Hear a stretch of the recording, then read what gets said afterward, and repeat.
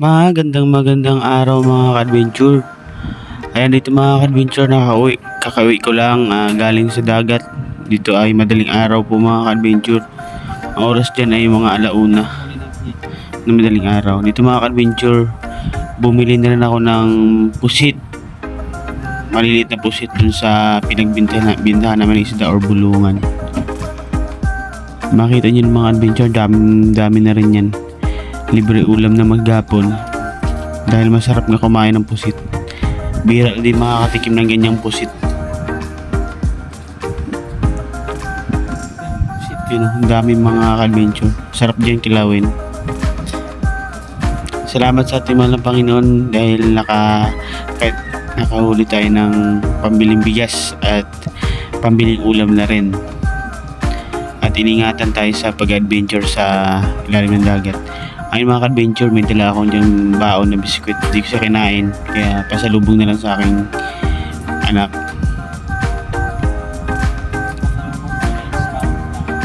Salamat sa ating mahal na Panginoon dahil iningatan tayo sa paghanap buhay, adventure sa ilalim ng dagat.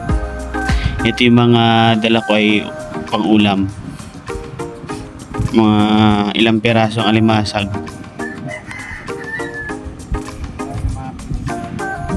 Dito mga ka-adventure ay nagugutom na tayo dahil wala pa tayong kain. Kaya pagkatapos natin isalin to or tanggalin dun sa lagayan niya, maliligo muna tayo. Pagkatapos tayo ay magluluto. Lulutuin natin yung pusit para pagkagising sa umaga ng aking asawa at anak, kakain na lang. At kakain din tayo mga ka-adventure. Ayon sa gustong humingi dyan ng pusit or mabiyaan ng ulam, punta lang po kayo sa bahay or just PM me. Ay mga ka-adventure, sa mga walang sawang pagsuporta dyan sa aking channel GR Vlog TV, sana po lagi nyo akong suportahan, lagi nyo panoorin na aking mga videos. Dito mga ka-adventure ay nagkayak na ako dyan. Naghanda na ako ng rekado para magluto ako ng pusit.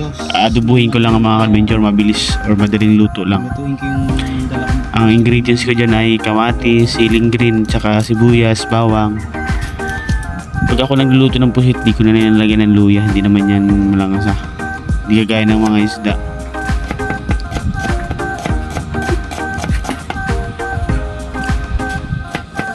Ang oras dito mga ka-adventure, mga alas 2 na ng umaga. Tulog na, kaya tahimik na yung paligid. Hindi ko nahihiwain yung siling green kasi maanghang, di makakain yung aking anak. Dito mga ka-adventure, pag ako nagluluto ng adobo, gusto ko maraming bawang para labas na labas yung aroma niya. Damihan natin ng bawang.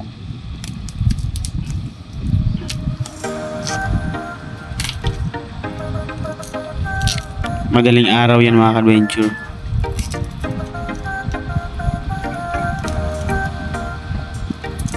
At mga ka-adventure, salamat sa mga walang sawang pag-suporta sa panonood ng aking mga video, sa pag-subscribe.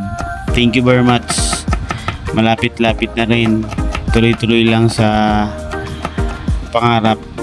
Enjoy lang yung pag-share ng mga videos, mga ginagawa natin, mga adventure.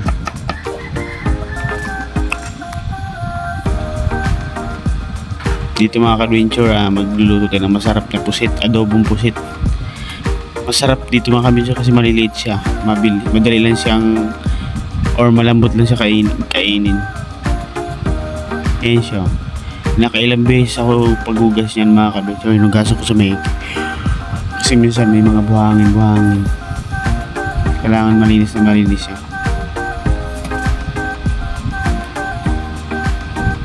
Dito yung mga ka-adventure, nakahanda na yung aking mga regado. Ang pusit, nahugasan na rin. Tsaka yung kawali na paglulutuan natin. Ayan, sa gusto makatikim ng pusit, lutong adobong pusit, punta kayo sa bahay, magdala kayong kanin. Dito mga ka-adventure, nakahanda na yung kawali ko. Pinapainit lang natin. Ito mga ka-adventure, nakikita ko lang to sa mga palabas or sa mga nagluluto para mabilis matuyo or mabilis uminit yung kawali. Ang ginagawa ay ganito mga ka-adventure. Tingnan nyo mga ka-adventure, para yung kawali mabilis siya uminit. May tubig-tubig pa yan kasi inugasan natin. Ganito yung gagawin natin, oh. Ayan, oh. Babaliktad lang natin. Ayan, para mabilis uminit yung kawali. Ayan. Pagkatapos yun mga ka-adventure, lalagyan natin mantika.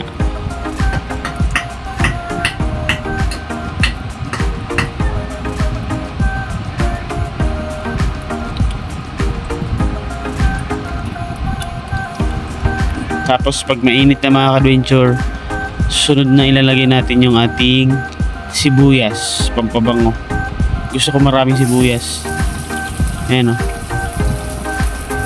Lagyan natin sibuyas. Mainit yung kawali natin. Isunod ko naman dyan ay yung bawang natin mga ka-adventure. Tamang luto lang tayo. Food trip. Galing laot, adventure. Magluluto ng pusit. Tapos kakain tayo mga ka-adventure. Nakakapagod din maglangoy-langoy sa ilalim ng dagat.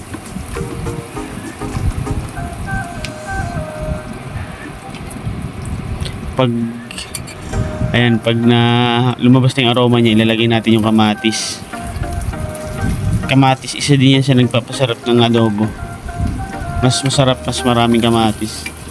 Kasi lang dito sa amin, ginto rin yung presyo ng kamatis. Kaya hindi kagaya sa probinsya na kahit damihan mo ng paglagay ng mga ingredients o rekado, okay lang, walang masyadong gastos. Pag dito kasi sa bandang Maynila, talagang makapagastos tayo. Sumunod dyan mga ka-adventure, okay na yung rekado natin. Lumabas na yung mga aroma niya at gawin natin, nalagyan na natin yung ating pusit.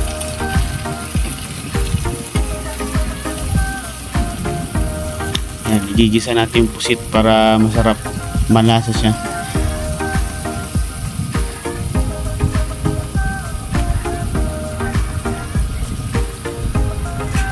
Pasensya dyan mga ka-adventure, wala tayo masyadong mga videos sa ating pagsisisi dahil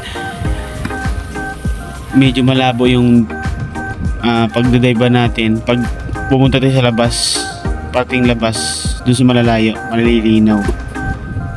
Ayan, dito nilagay ko yung sili, paminta at saka yung suka. Diyan mga ka-adventure, di ko muna yung gagalawin, papakuluin muna natin maigi sa suka niya. Tapos lagyan natin kunting asin. Tatakpan lang natin yan mga ka-adventure. Pag hayaan na maluto siya sa suka, pakaluin. Ang ilang minuto mga ka-adventure, nilagyan natin toyo. Ayan yung resulta niya, oh. Yung tubig siya, tubig. Sarap yun mga ka-adventure. Mainit-init pa. Ayan, gusto ko yung medyo may twist siya, di masyadong maalat. Nilagyan ko siya ng konting asukal. Halagang 2 pesos para di masyadong maalat. Hintayin lang natin mga ilang minuto, pwede na yan ulamin. Dito mga ka-adventure, naka ready na yung aking kanin, bahaw, dahil gutoms na, tom goods na.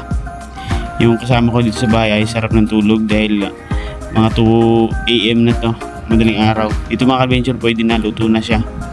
Ayun, oh, ito yung aking bahaw. Biyak na yung bahaw natin ngayon.